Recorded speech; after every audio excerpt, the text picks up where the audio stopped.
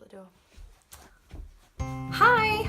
Welcome back to Unofficial Quafflecast. So recently Josh did a video about his favourite Disney films at different stages of his life, which you should check out.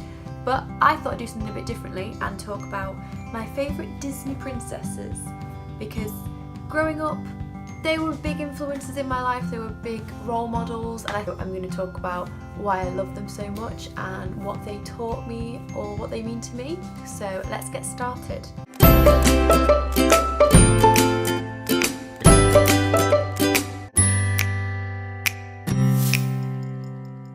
So first of all, I'm going to talk about Belle. There she is, and she's beautiful.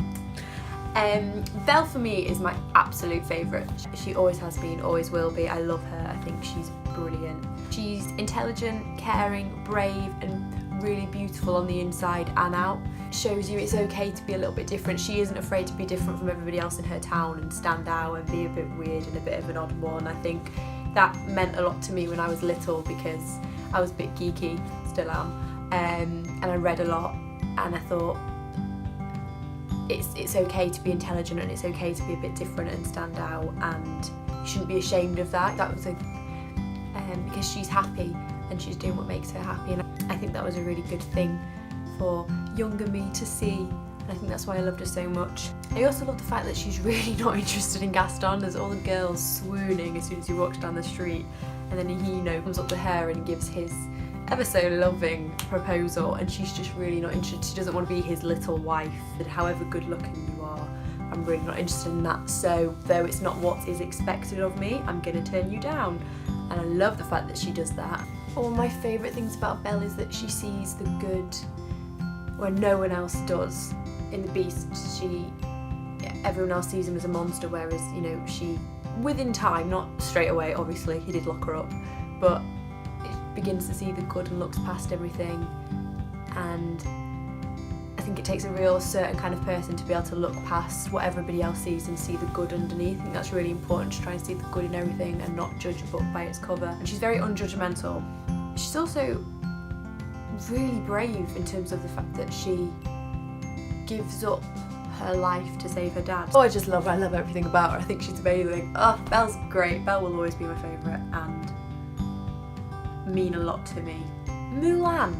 Fierce and fantastic Mulan. The main lesson I think Mulan teaches us is girls can do anything boys can do, and sometimes they can do it better or in a different way. Climbs the pole and gets the arrow down, and none of the other guys did it, so I loved Mulan, and I love the fact that she could do anything the guys could do and do it well. She's great. I love the fact that she really doesn't particularly enjoy getting dressed up to the nines. She hates putting on all the makeup and going to see the matchmaker. That's really not her. She's much happier running around the farm like a maniac doing her chores.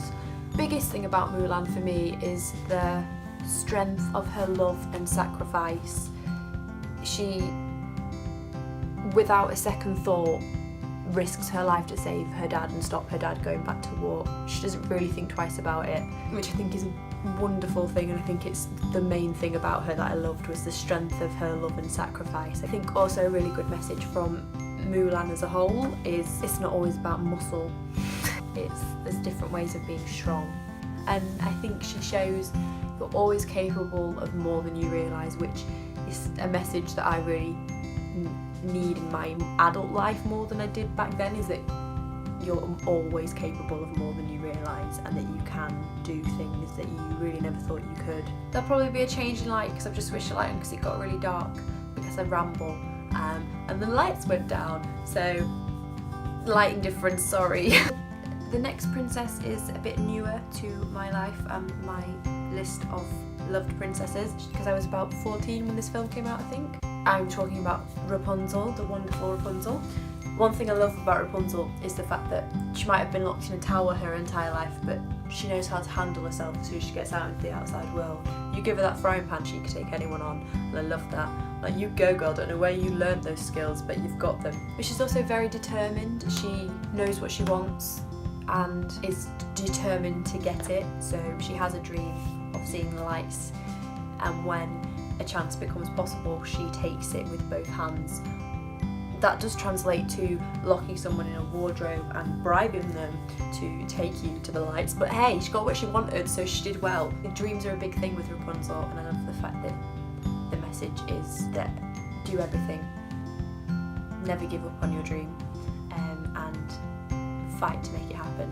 Everyone's drawn to her in the film. I think she's got such a lovely, bright, bubbly and warm personality that just draws everybody to her, whether it be the little girls who are braiding her hair or the angry, scary looking thugs. She brings out everybody's best qualities and best side, and I think that's the best kind of person. That's the person you really want to be your friend. They bring out the best in everybody. Rapunzel really is that, and I love that about her. She's eternally optimistic, but I mean obviously she has moments when she's like, what is going on, this is not going to work out, that she sees the world so much more magical and wonderful because it's all new to her. But she really loves things and is excited by things that possibly everybody else takes for granted, and doesn't notice, like when she puts her feet on the grass for the first time. And I think the message that I get most from Rapunzel is that it's okay to dream and never be embarrassed by something that you really want. So it's okay to have dreams, whatever they may be, and to do everything in your power to get them.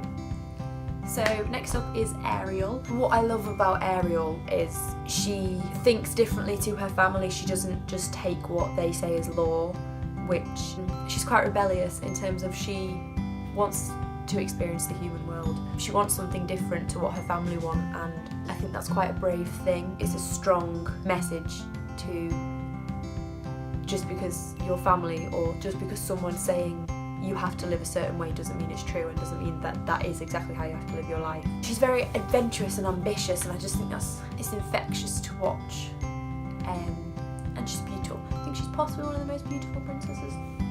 Debatable. She's sort of brave enough to try something different even though it's really completely unknown. I think it's great in life. You know, so many people, you know, stay in the same place as their family or settle for what their family and friends do, and I think it's a much stronger person, a much braver person that does something completely different and tries to push for a completely different life than the people around them. If that makes you happy, it's more live the life that makes you happy. So my last favourite princess would be Pocahontas. I have loved Pocahontas, I would say, for my entire life because she came out the year I was born, so we have that bond. The thing I love most about Pocahontas is the way she sees the world. Like the lyrics to Colours of the Wind are beautiful, and I think it's the way that she sees the good and the importance and the beauty in every little thing. You know, she treats everything like a living thing, like it has its own thoughts and feelings, and it's a beautiful way to look at the world. She's very intelligent and understands more about the world than these more learned characters that turn up, so that she's intelligent in a very different way, but I think she is very wise. She doesn't care about gold value or sort of monetary value, which I think people nowadays could do with a lot more of. Don't always see the value of everything in terms of money. She sees value in different ways, but also I think it's when the English do arrive, Pocahontas is told that they're savages and to keep away from them, but I think she forms her own opinions. She doesn't just take what her father and the other men are saying as law. I also love the fact that she saves the man, it's not the man that saves her. Girl power. So that's sort of it. That's not all my favourite characters from a Disney film, but I think that's my favourite princesses. So that's it for this video. Thank you for watching. Let me know in the comments what your favourite Disney princesses are and why you love them. Thank you for watching. Bye!